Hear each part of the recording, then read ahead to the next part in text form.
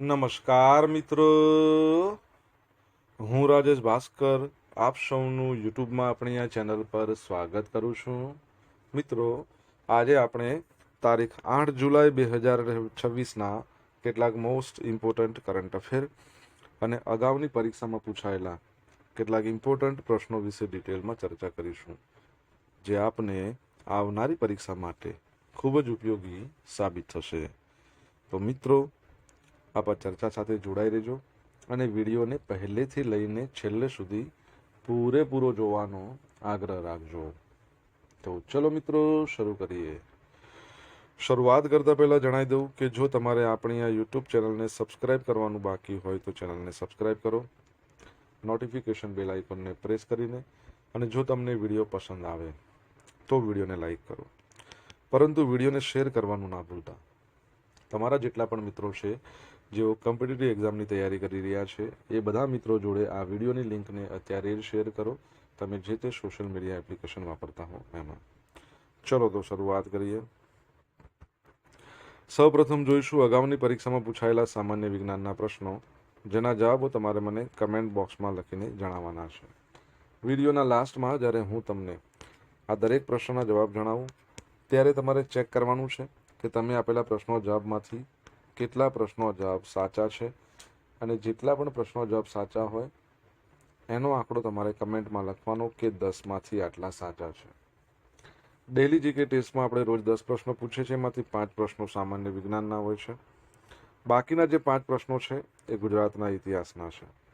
તો તમે તમારા આન્સર આપો નીચે કમેન્ટ બોક્સમાં, અને હું આજના કરંટ અફેરનો પ્રથમ પ્રશ્ન છે એની શરૂઆત કરું છું. પ્રથમ પ્રશ્ન છે, આઈઆઈટી ગાંધીનગર ખાતે સેમિકન્ડક્ટર કૌશલ્ય વિકાસ માટે શરૂ કરાયેલ પ્રોજેક્ટ સમર્થનું પૂરું નામ શું છે? તો પ્રોજેક્ટ સમર્થનું પૂરું નામ છે silicon and advance semiconductor manufacturing research and training hub. શું છે આપણે જોઈ લઈએ. તો ગુજરાતમાં સેમિકન્ડક્ટર ક્ષેત્રે સંશોધન, ઉત્પાદન, કૌશલ્ય વિકાસ એને વેગ આપવા માટે આઈઆઈટી ગાંધીનગર ખાતે 190 કરોડના ખર્ચે આટલું કુલ બજેટ છે. એના સાથે પ્રોજેક્ટ સમર્થ એટલે કે silicon and advance semiconductor manufacturing research and training હબની સ્થાપના કરવામાં આવી છે. આ તાલીમ કેન્દ્ર પર કામગીરી 2 માર્ચ 2026ના રોજ શરૂ થઈ ચૂકી છે. સંયુક્ત પહેલ આ પ્રોજેક્ટ છે ને એ આપણું જે માહિતી મંત્રાલય છે, એટલે કે ministry of electronics and information technology, Gujarat સરકારનું વિજ્ઞાન અને technology department of science and technology છે, આ ઉપરાંત આઈઆઈટી ગાંધીનગરના સંયુક્ત પ્રયાસ છે, જેનો ઉદ્દેશ સેમિકન્ડક્ટર પ્લાન્ટ માટે ટેકનિશિયનો, ઓપરેટરો અને એન્જિનિયરો એને તૈયાર કરવાનો છે. આ સુવિધા એન્જિનિયરિંગના વિદ્યાર્થીઓને પ્રેક્ટિસ ટ્રેનિંગ આપીને ફેબ રેડી એટલે ફેબ્રિકેશન પ્લાન્ટ માટે તૈયાર કરશે, અને આ પ્રોજેક્ટ હેઠળ આગામી 5 વર્ષમાં 10,000 લોકોને એકદમ મામૂલી નજીવા ખર્ચે તાલીમ આપવાનું લક્ષ્યાંક છે. આમાં 5,000 ગ્રેજ્યુએટ્સ, પોસ્ટ ગ્રેજ્યુએટ, પીએચડી વિદ્યાર્થીઓ, 1,500 ટેકનિશિયનો, 1,000 સર્ટિફિકેટ કોર્સના સહભાગીઓ બધા સામેલ હશે. આ માટે ગુજરાતની અન્ય એન્જિનિયરિંગ કોલેજો સાથે પણ કરાર કરવામાં આવશે. ઉદ્યોગ ભાગીદારી, ક્ષમતા નિર્માણ અને સંશોધનને મજબૂત કરવા એલએનટી સેમિકન્ડક્ટર ટેકનોલોજીસ કંપની એ પણ આ પહેલ સાથે જોડાયેલી છે. ઓકે, આઈઆઈટી ગાંધીનગરની આપણે વાત કરીએ છીએ તો રિસન્ટલી આપણે ભણ્યા હતા કે અર્બન રેઝિલિયન્સ સ્ટ્રેટેજીસ, બરાબર, આના ઉપર 3 દિવસીય એક વર્કશોપ યોજાયું, આપણે ભણ્યા હતા. આઈઆઈટી ગાંધીનગરની સ્થાપના 2008માં થઈ હતી. એના જે ડિરેક્ટર રજત મુના છે, તમારે ચેરપર્સનનું નામ કહેવાનું છે, અને પરમ અનંતા નામનું સુપર કોમ્પ્યુટર અહીંયા ઇન્સ્ટોલ કરવામાં આવ્યું છે. ગુજરાતમાં ઓકે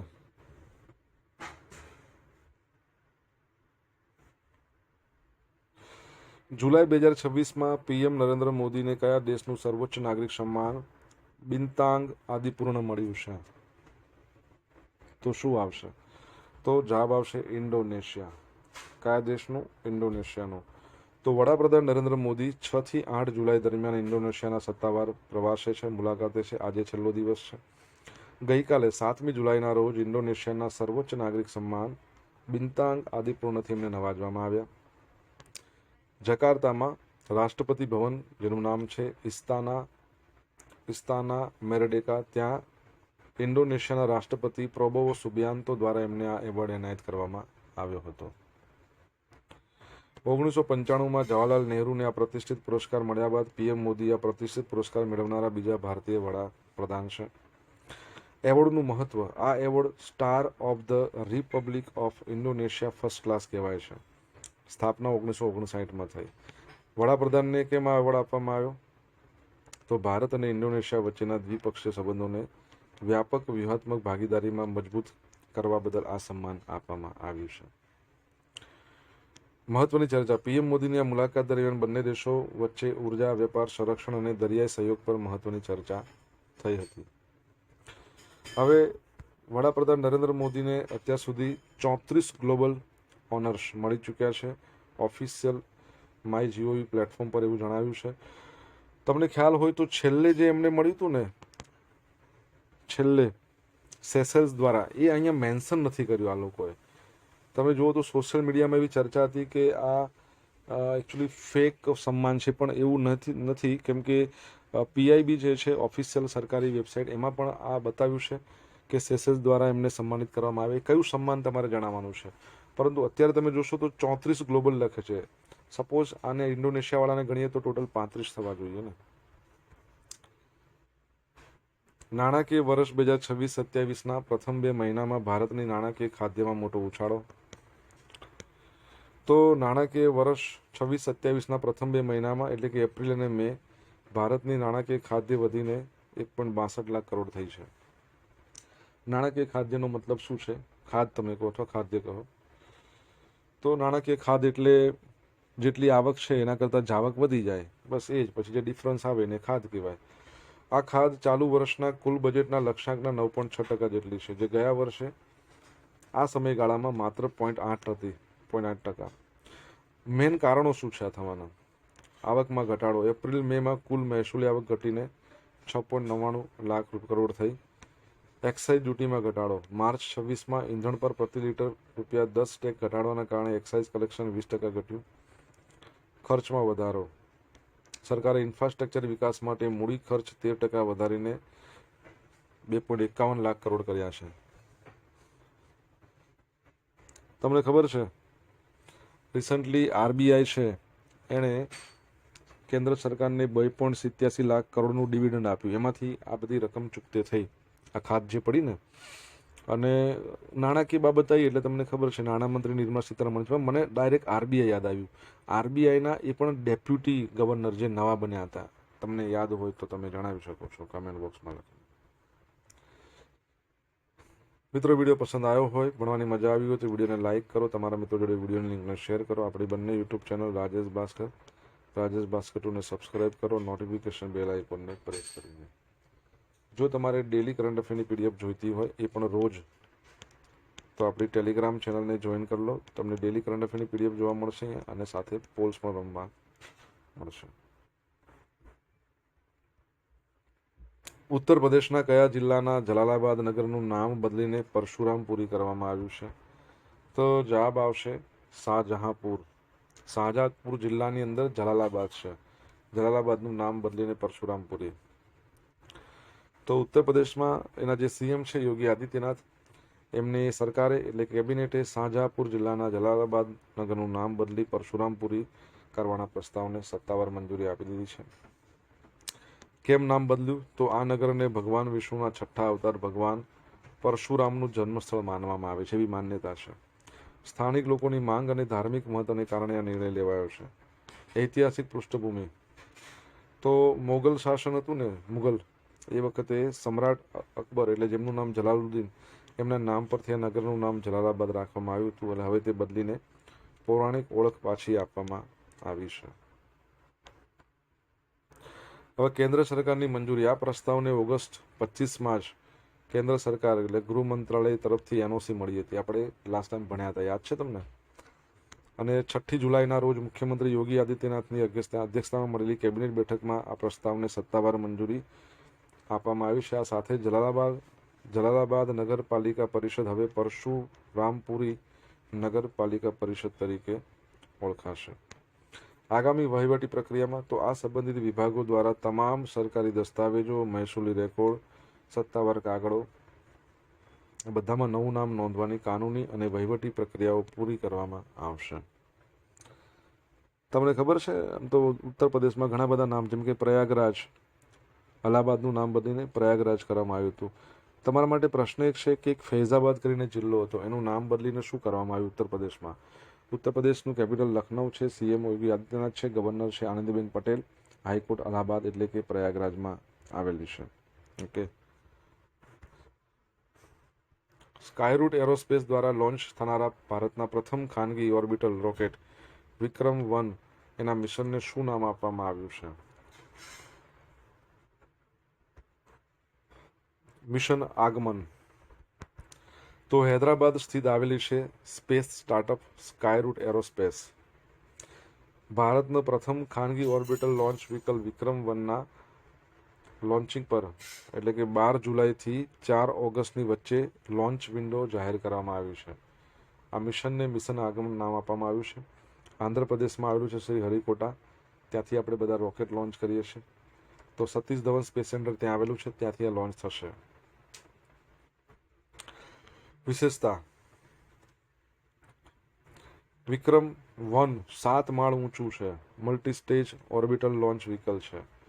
તે સંપૂર્ણપણે કાર્બન કમ્પોઝિટ માળખું ધરાવે છે અને પૃથ્વીની નીચલી ભ્રમણ કક્ષામાં 350 કિલોગ્રામ સુધીના નાના સેટેલાઇટને લઈ જવા માટે સક્ષમ છે. મુખ્ય ઉદ્દેશ: મિશન આગમનનો મુખ્ય ઉદ્દેશ રોકેટની વિવિધ પ્રણાલીઓના ફ્લાઇટ પરફોર્મન્સનો વાસ્તવિક સમય રિયલ ટાઈમ ડેટા એકત્રિત કરવાનો, ભવિષ્યના રોકેટ વિકાસ માટે ડિઝાઇન માપદંડોની ચકાસણી કરવાનો છે. આની પહેલા 18 નવેમ્બર 2022ના રોજ સ્કાયરૂટે વિક્રમ-S રોકેટ લોન્ચ કર્યું હતું, જે અંતરિક્ષમાં પહોંચનારું ભારતનું સૌપ્રથમ ખાનગી સબ ઓર્બિટલ રોકેટ બન્યું હતું. આગામી વિક્રમ-1 ફ્લાઇટ દેશી અને વિદેશી ગ્રાહકોના પેલોડ સાથેનું ઓર્બિટલ મિશન હશે. તમને ખબર છે સ્કાયરૂટ છે ને એ ભારતની પ્રથમ સ્પેસ યુનિકોર્ન છે. સ્પેસ અને સ્પોર્ટ્સ યુનિકોર્ન પૂછે તો ચેન્નઈ સુપર કિંગ. રિસન્ટલી એક બીજી કંપની છે જે યુનિકોર્ન બની, આપણે ભણ્યા. યુનિકોર્ન એટલે કોઈ સ્ટાર્ટઅપ છે, એની માર્કેટ વેલ્યુ $1 બિલિયન થાય, એને યુનિકોર્ન કહેવાય. વિદેશ સચિવ વિક્રમ મિશ્રીના કાર્યકાળમાં 1 વર્ષનો વધારો. તો કેન્દ્ર સરકારે વર્તમાન વિદેશ સચિવ વિક્રમ મિશ્રીના સેવા કાર્યકાળમાં 1 વર્ષનો વધારો મંજૂર કર્યો છે. કેબિનેટની નિમણૂક સમિતિ દ્વારા લેવાયેલા નિર્ણય મુજબ હવે તેમનો કાર્યકાળ 14 જુલાઈ 2027થી લંબાવવામાં આવ્યો છે. વિક્રમ મિશ્રી 1889ની બેચના IFSના વરિષ્ઠ અધિકારી છે અને એમણે 15મી જુલાઈ 2024ના રોજ ભારતના વિદેશ સચિવ તરીકેનો કાર્યભાર સંભાળ્યો હતો. આની પહેલાં તેઓ જાન્યુઆરી 2019થી ડિસેમ્બર 2021 દરમિયાન ચીનની અંદર ભારતના રાજદૂત તરીકે સેવા આપી હતી. આ ઉપરાંત તેમની પાસે 3 પ્રધાનમંત્રીઓ IK ગુજરાલ, ડૉક્ટર મનમોહન સિંહ અને નરેન્દ્ર મોદી એમના ખાનગી સચિવ તરીકે કામ કરવાનો વિશેષ અનુભવ છે. ઓકે. આપણા વિદેશ મંત્રી કોણ છે? કમેન્ટમાં લખો ને. સોશિયલ મીડિયાના માધ્યમથી તમે મારી સાથે કનેક્ટ રહી શકો છો. ઇન્સ્ટા આઈડી છે rajesh.i.bhaskar, ફેસબુક આઈડી છે આપણું RI ભાસ્કર અને ટેલિગ્રામ ચેનલ છે આપણી રાજેશ ભાસ્કર, જ્યાં તમને ડેલી કરંટ અફેરની PDF જોવા મળશે અને પોલ્સ પણ રમવા મળશે. અને જો તમને ભણવાની મજા આવી હોય, વિડીયો પસંદ આવ્યો હોય તો વિડીયોને એક લાઇક કરી દો. તમારા મિત્રો જોડે વિડીયોની લિંકને શેર કરો. ચેનલ સબસ્ક્રાઇબ કરવાનું બાકી હોય તો સબસ્ક્રાઇબ કરો, નોટિફિકેશન બેલ આઇકોનને પ્રેસ કરીને. ભારતે તાજેતરમાં જૂન 2026માં કયા નોર્ડિક દેશમાં પ્રથમ વખત મેંગો પ્રમોશન ઇવેન્ટનું આયોજન કર્યું છે? તો જવાબ આવશે આઇસલેન્ડ. કઈ જગ્યાએ? આઇસલેન્ડ. તો તો ભારત એ નોર્ડિક પ્રદેશ, નોર્ડિકની અંદર ટોટલ 5 શહેરો આવે, 5 દેશો આવે છે. સ્વીડન, ફિનલેન્ડ, નોર્વે,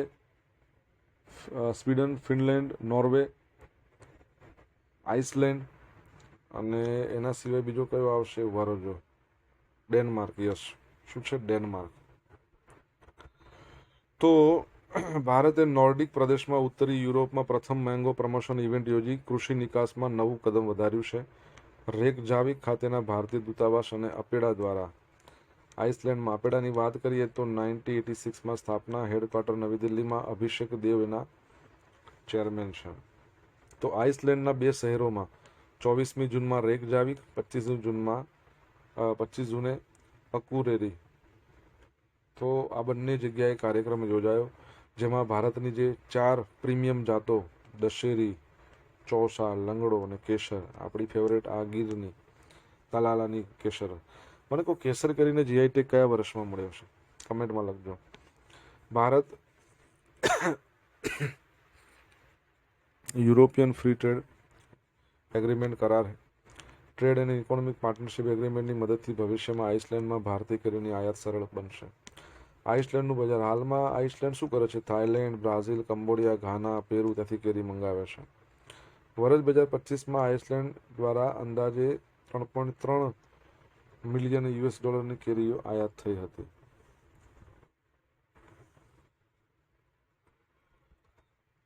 શીર્ષ ચરણી પહેલી વખત નંબર 1 વુમન્સ T20 બોલર બની.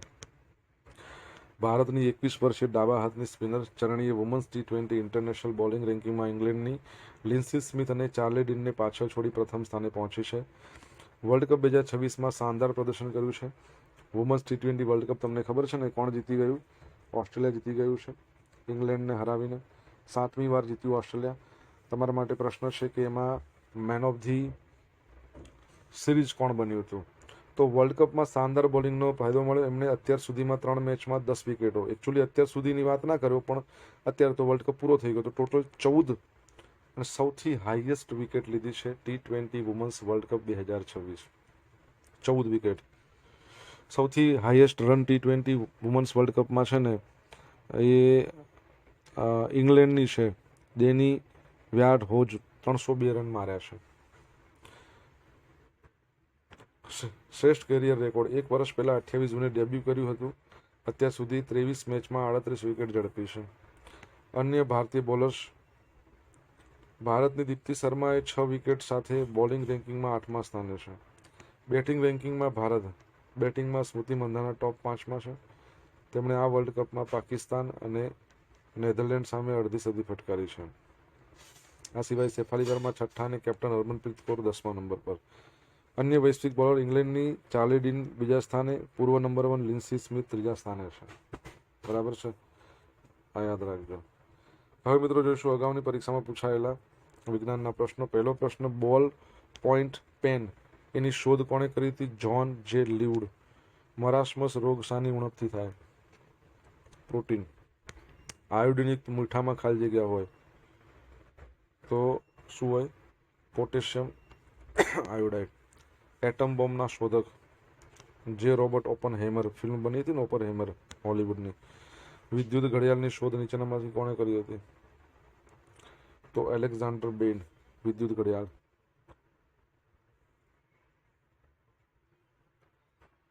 અગાઉની પરીક્ષામાં પૂછાયેલા ગુજરાતના ઇતિહાસના પ્રશ્નો. ગુજરાત તેની સ્થાપના અગાઉ કયા રાજ્ય સાથે જોડાયેલું હતું? મહારાષ્ટ્ર. બોમ્બે સ્ટેટ હતું ત્યારે. ગુજરાત રાજ્યના પૂર્વ મુખ્યમંત્રી માધવસિંહ સોલંકી અગાઉ ભારત સરકારમાં કયો હોદ્દો ધરાવતા હતા? વિદેશ મંત્રી હતા. ક્રાંતિવીર શ્યામજી કૃષ્ણ વર્મા કયા દેશમાં ક્રાંતિકારી પ્રવૃત્તિ એમણે શરૂ કરી? તો ઇંગ્લેન્ડમાં. ગુજરાત રાજ્યના કયા મુખ્યમંત્રી પાકિસ્તાન સરહદ નજીક વિમાની હુમલામાં અવસાન થયું હતું? તો બળવંતરાય મહેતા. તમને ખબર છે આપણા જે 16મા નંબરના CM હતા એમનું પણ વિમાની હુમલો નહીં પણ વિમાની એક્સિડન્ટ. અમદાવાદમાં લંડન જતી ફ્લાઇટમાં એમને બેઠા હતા અને ક્રેશ થઈ ગઈ. 1915માં દક્ષિણ આફ્રિકાથી પરત આવીને ગાંધીજીએ અમદાવાદમાં કયા આશ્રમની સ્થાપના કરી હતી? કોચરબ આશ્રમ.